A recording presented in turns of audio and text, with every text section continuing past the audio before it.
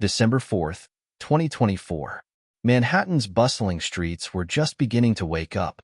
The early morning air was cold, crisp, and still, carrying the faint hum of a city that never truly sleeps. At 7:45 a.m., a lone figure walked briskly down the sidewalk near 6th Avenue. He was heading toward a towering conference hall for an investor meeting, one of many routine appointments on his tightly packed schedule. The man was Brian Thompson, a name synonymous with corporate success. As the CEO of Medcore Incorporated, one of the largest healthcare conglomerates in the nation, Thompson was a towering figure in the business world.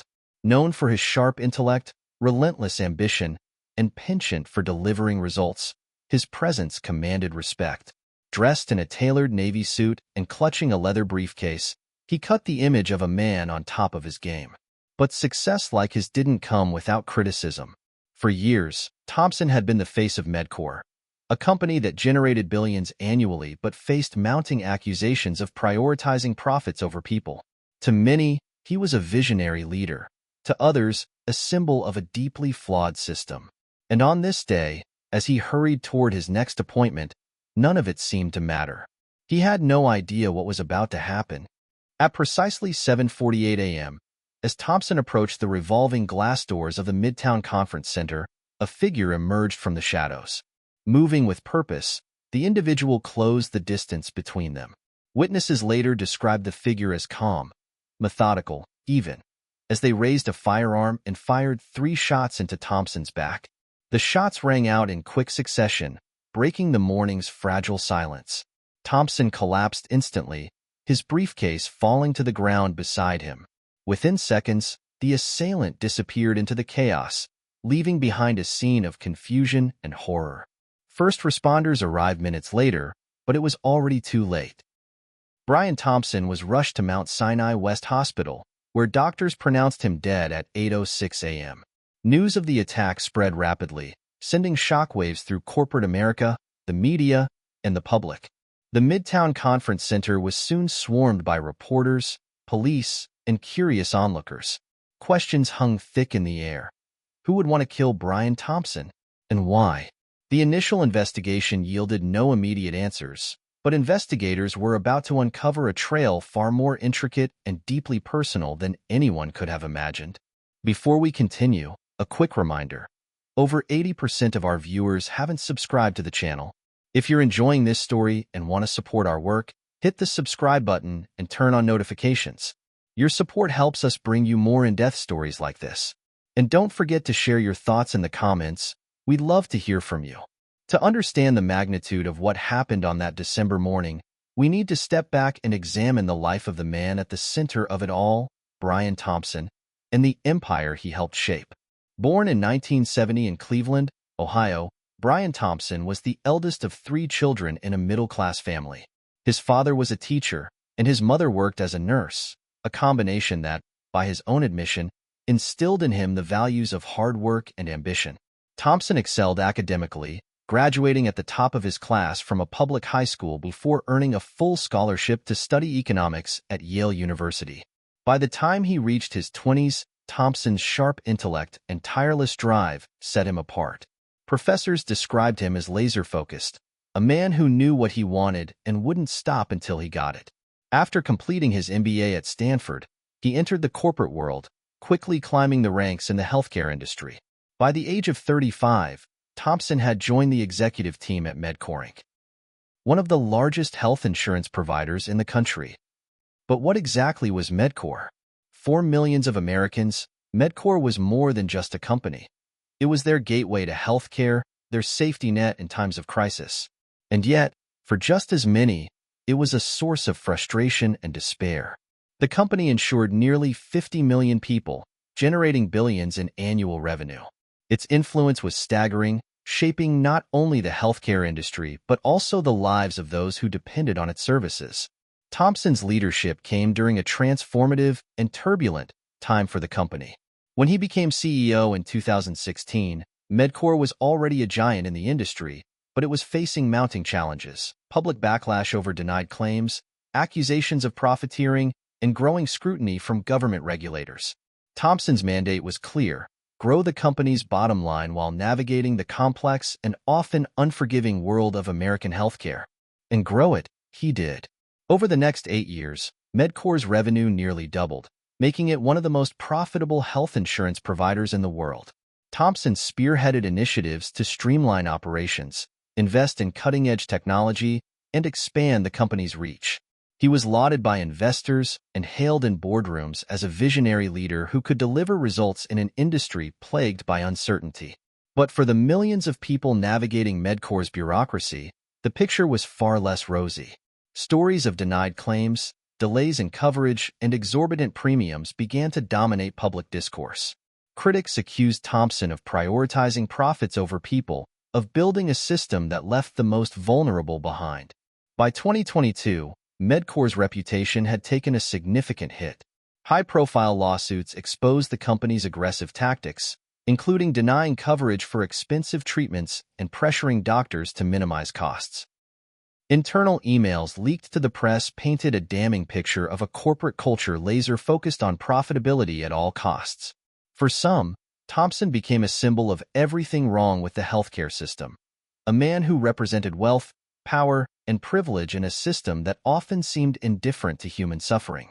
Yet, for others, Thompson was the man who kept the ship afloat in stormy waters. Supporters argued that his decisions, though unpopular, were necessary to sustain the company and ensure coverage for millions. They pointed to Medcore's philanthropic initiatives, its investments in medical research, and its role in funding free clinics across underserved communities. To his defenders, Thompson was a pragmatist, a leader making tough choices in an imperfect system. Thompson's public persona was as polished as his boardroom image. He appeared regularly at charity events, donated generously to health-related causes, and even launched a scholarship program for underprivileged students pursuing careers in medicine. Media profiles described him as a workaholic with a soft spot for his family, a man who spent his weekends coaching his son's soccer team or attending his daughter's piano recitals.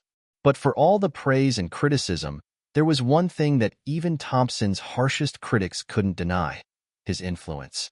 As the head of Medcore, he wielded enormous power, not just over his company but over the lives of millions. And it was this power, this far-reaching influence, that would ultimately make him a target. In the days following his assassination, many wondered aloud: was Brian Thompson killed because of who he was as a person, or because of what he represented? To find the answer, investigators would have to delve into the tangled web of his life, his company, and the people who had every reason to hate him. Within hours of Brian Thompson's assassination, law enforcement began combing through every aspect of his life. Was this a random act of violence? A corporate rival seeking revenge? Or something far more personal? The Midtown crime scene was meticulously examined, yielding scant clues. 3 spent shell casings, grainy security footage of the masked shooter, and eyewitness accounts that were vague at best. But investigators were undeterred. They turned their attention to the next logical step: Thompson's extensive list of public and private connections. It didn't take long for a name to surface: Luigi Mangione. A 34-year-old software engineer with no prior criminal record, Mangione was far from the obvious suspect. He lived alone in a modest apartment in Brooklyn, held a steady job, and had no apparent ties to Thompson or Medcore. Yet, as investigators dug deeper, a troubling picture began to emerge. Luigi Mangione was born in New Jersey in 1990, the youngest of 3 children in a family of Italian immigrants. By all accounts, he was a gifted child, academically bright, curious, and socially reserved. Teachers often described him as brilliant but intense, a young boy who excelled in math and science but struggled to form close friendships. By the time he reached high school, his aptitude for technology was undeniable. He spent hours teaching himself programming languages, creating rudimentary games, and hacking into school networks just to prove he could. After graduating at the top of his class, Mangione attended the Massachusetts Institute of Technology, where he earned a degree in computer science. His professors praised his intellect and drive, but they also noted a growing sense of frustration. Mangione was increasingly disillusioned with the corporate world, questioning the ethics of the tech industry and its growing entanglement with profit-driven agendas. In 2014, after completing his education, Mangione began working for a series of tech startups in New York City. His co-workers described him as quiet and focused, someone who preferred to work alone and rarely joined after-hours social gatherings. Yet, beneath his unassuming exterior, Mangione was grappling with a problem that would soon consume his life: chronic back pain. Mangione's health issues began in his mid-20s, following a car accident that left him with 2 herniated discs.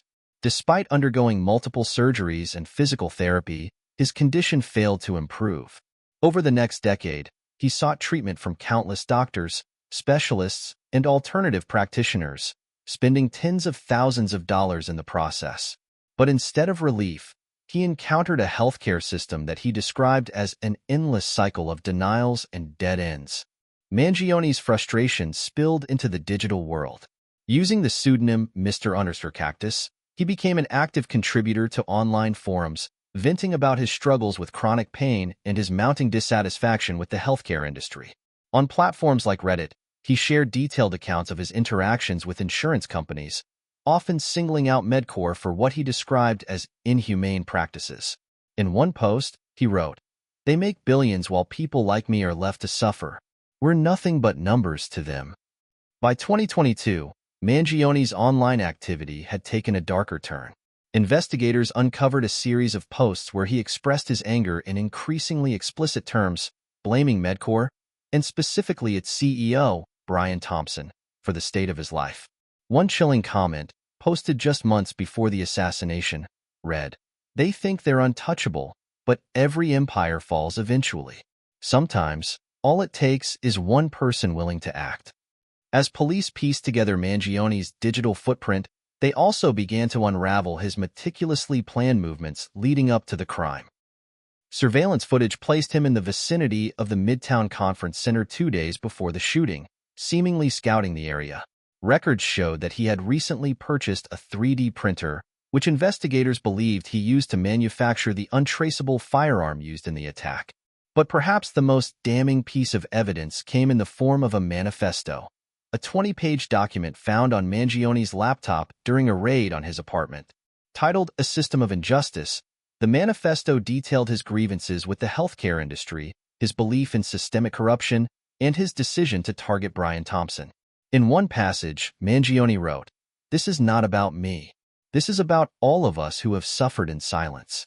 They've taken everything from us: our money, our dignity, our lives. It's time to take something back." 5 days after Thompson's murder, Mangione was apprehended in a quiet McDonald's parking lot in Altoona, Pennsylvania. A tip from a sharp-eyed diner led police to the fugitive, who was eating a small meal alone in his car. He surrendered without incident, offering no resistance as officers placed him in handcuffs. Inside the vehicle, they found fake identification, a dismantled 3D printed pistol, and a stack of handwritten notes detailing the months of planning that had gone into the assassination. Luigi Mangione's arrest sent shockwaves through the nation. How had an unassuming software engineer with no criminal history transformed into an assassin?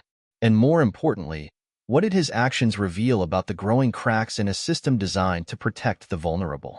The case of Brian Thompson was no longer just a story about a murder. It was a story about a society on the brink of unraveling.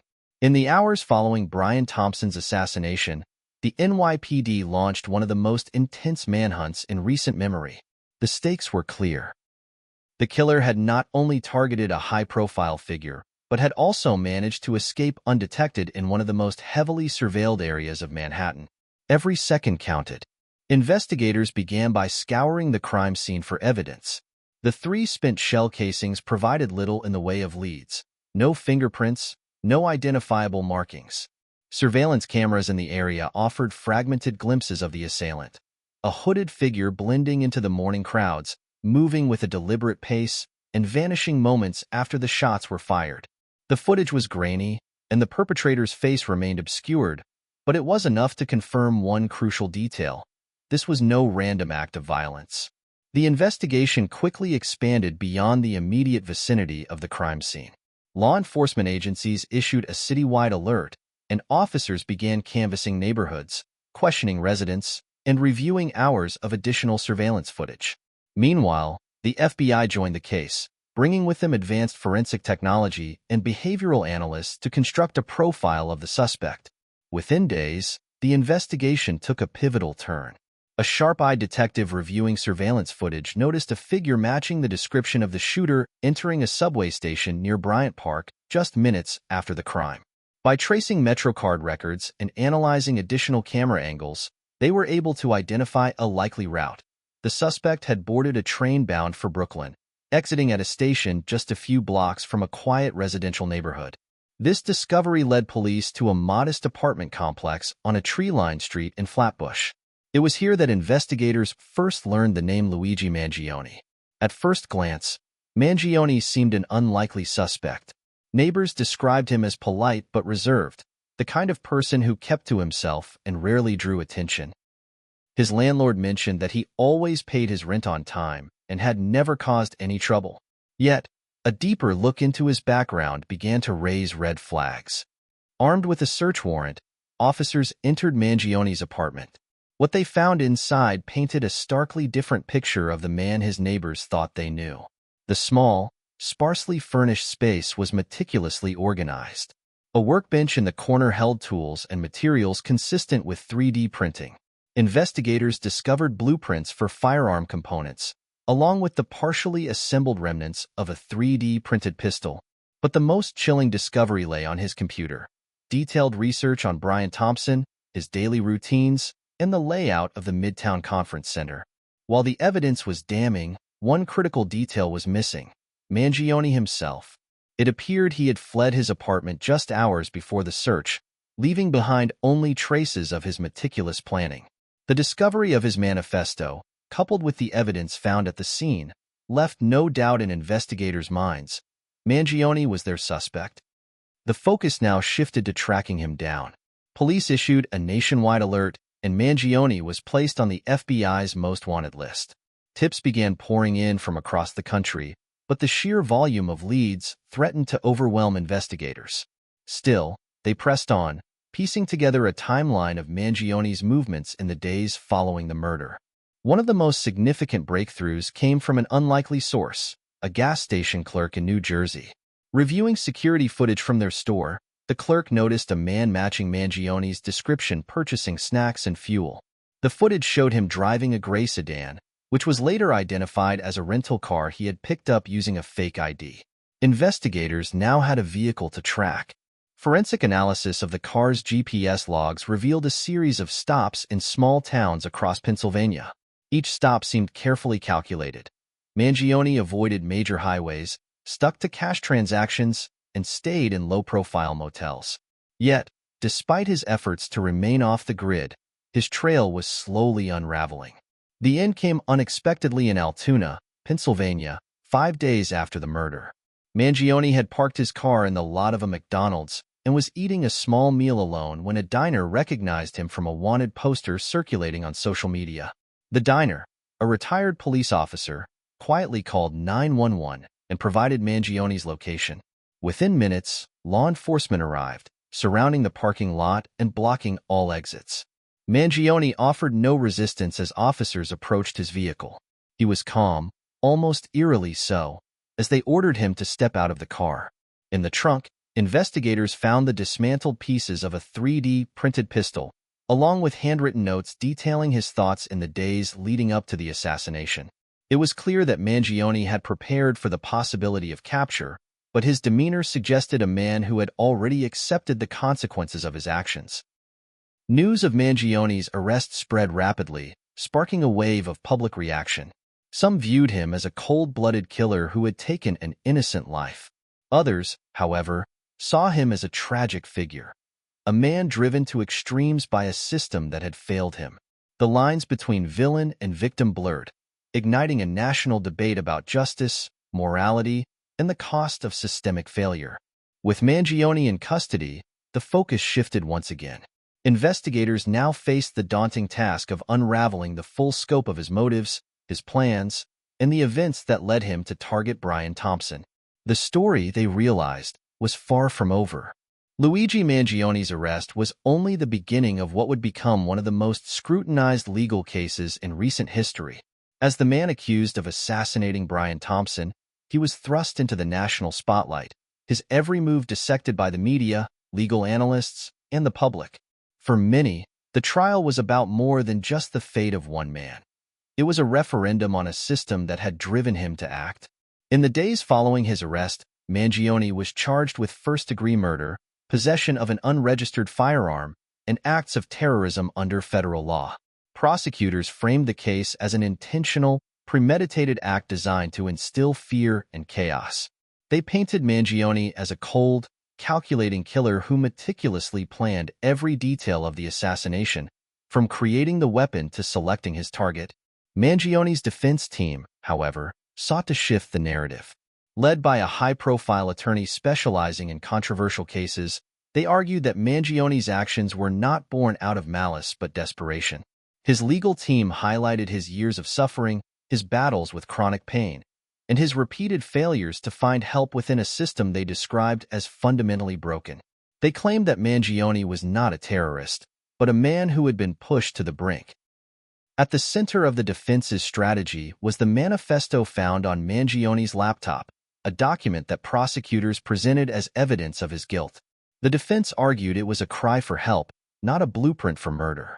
They pointed to passages where Mangione lamented his pain, expressed regret for his anger, and questioned whether his actions could ever truly make a difference.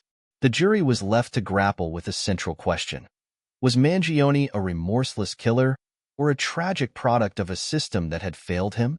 The trial began in late 2025 and quickly became a media spectacle. News outlets filled their programming with expert analyses, reenactments of the crime, and roundtable debates about Mangione's motives.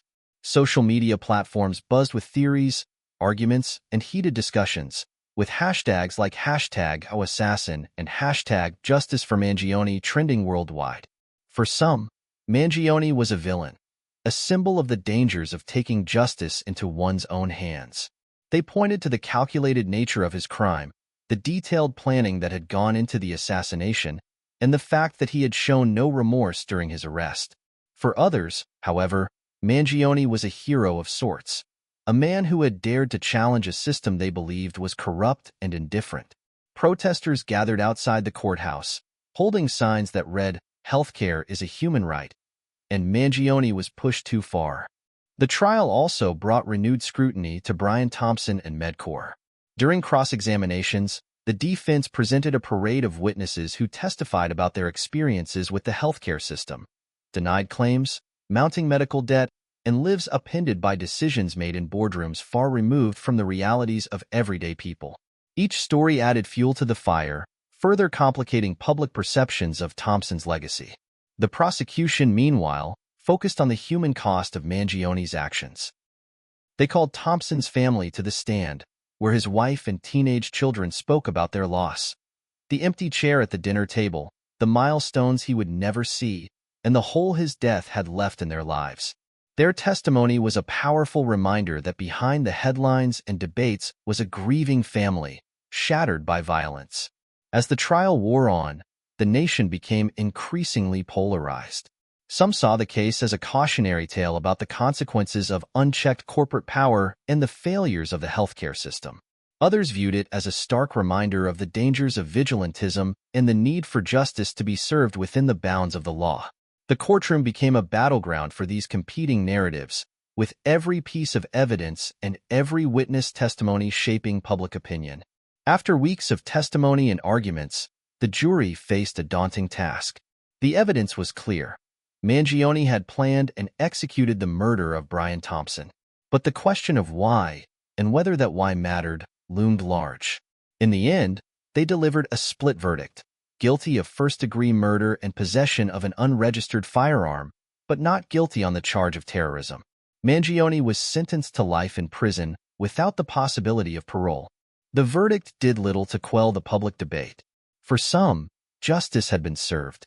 For others, the trial was a missed opportunity to address the larger systemic issues that had driven Mangione to act.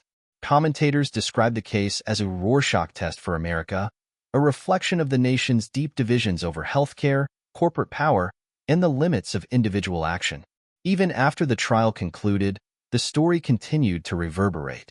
Advocacy groups seized on the case to push for healthcare reform, while others warned against glorifying Mangione's actions. Documentaries, podcasts, and books explored every angle of the case, ensuring that it remained a subject of national conversation for years to come. But for those closest to the case, the family of Brian Thompson, the prosecutors and defense attorneys, and even Luigi Mangione himself, the story was more than a headline. It was a painful, complicated chapter in their lives, one that raised more questions than it answered. And for a nation grappling with the weight of its own flaws, it was a reminder that sometimes the lines between right and wrong, hero and villain, are not as clear as we might hope. In the months and years following the trial, the case of Luigi Mangione and Brian Thompson lingered in the collective consciousness. It was a story that refused to fade, not because of its sensational elements, but because of the deeper questions it raised about the society that created it, the systems that perpetuated it, and the people caught in its wake. One of the most immediate impacts of the case was the renewed focus on healthcare reform. Advocacy groups and political leaders seized on Mangione's manifesto, using it as a stark example of the human cost of a system that many argued was broken. Protests erupted in cities across the United States, with demonstrators calling for universal health care, stricter regulations on insurance companies, and accountability for executives like Brian Thompson. Congressional hearings followed, with lawmakers grilling executives from Medicare and other major healthcare providers. Although no sweeping reforms emerged in the immediate aftermath, the hearings laid bare the struggles of countless Americans, stories of denied treatments, insurmountable debt, and lives lost to bureaucracy. For the first time in decades, the healthcare system itself seemed to be on trial. For Brian Thompson's family, however, the public spectacle was a painful reminder of their loss. In interviews, his widow spoke about the difficulty of watching her husband's legacy being debated and dissected in the media. She described him as a man who cared deeply about his work, someone who believed he was making tough decisions for the greater good. Brian wasn't perfect, she admitted, but he didn't deserve to die for it. Luigi Mangione's story, too, became a subject of intense public interest. From the prison cell where he would spend the rest of his life, Mangione penned letters to journalists and supporters, reflecting on his actions and their consequences. In one letter, he wrote, "I don't expect forgiveness for what I've done, but I do hope that people will understand why I did it. I was desperate, angry, and out of options. I wanted to make a statement, even if it cost me everything." These letters sparked further debate, with some hailing Mangione as a tragic anti-hero and others condemning him as a remorseless killer. Documentaries, podcasts, and opinion pieces explored his psyche, dissecting the events that led him to pull the trigger. Was he a product of his environment? A warning sign of systemic collapse? Or simply a man who made an unforgivable choice? The case also left an indelible mark on the legal system. Mangione's use of a 3D printed firearm reignited discussions about the regulation of emerging technologies and the challenges they pose to law enforcement. Policymakers introduced new measures aimed at controlling the production and distribution of untraceable weapons, although critics argued that these measures were too little, too late. Beyond the legal and political ramifications, the case became a cultural touchstone, a symbol of a society grappling with inequality, frustration, and the consequences of inaction. Artists, writers, and filmmakers drew inspiration from the story, using it to explore themes of power, justice, and the human cost of systemic failure. Some works lionized Mangione, while others condemned him, reflecting the deep divisions that the case had exposed. But for those closest to the story, the impact was far more personal. Colleagues of Brian Thompson described a lingering sense of unease within the corporate world. Executives spoke in hushed tones about the risks of becoming too visible, too controversial, in an era of growing public anger. Security measures were heightened, with companies investing in private protection for their top leaders. The fear of becoming the next Brian Thompson cast a long shadow. Meanwhile, Mangione's former neighbors and co-workers struggled to reconcile the quiet, unassuming man they had known with the figure they saw in headlines. Many expressed a sense of guilt, wondering if they had missed signs of his growing anger and desperation. "You think you know someone," one former co-worker said, "but sometimes you really don't." In the end, The case of Brian Thompson and Luigi Mangione became more than just a story about two men. It was a mirror held up to a nation, forcing it to confront uncomfortable truths about its values, its systems, and its future. For some, it was a call to action, a reminder that change is possible, even in the face of seemingly insurmountable challenges.